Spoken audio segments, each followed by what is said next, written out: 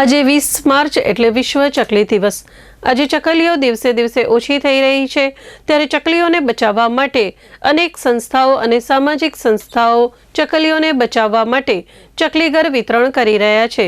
દરેક માણસનો વિશ્વાસ કરતું હોય તે એ પક્ષી ચકલી છે।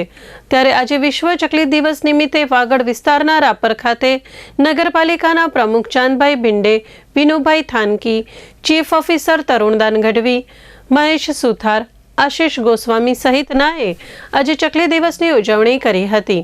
તો બાલાસર પોલીસ સ્ટેશન ખાતે પૂર્વ કચ્છ પોલીસ વડા સાગર બાગમાર, પીએસઆઈ વીએ ઝા, વિનુભાઈ થાનકી, રવજી પટેલ, સુમિતભાઈ પરમાર, પ્રકાશ દેલાણીયા, વશરામ ચૌધરી સહિતનાઓએ ચકલી દિવસની ઉજવણી કરી હતી અને ચકલીઓના જતન માટે ચકલીઘર તથા પાણીના કુંડા ટીંગાળ્યા હતા અને જરૂરતમંદને ચકલીઘર કુંડાનું વિતરણ કરવામાં આવ્યું।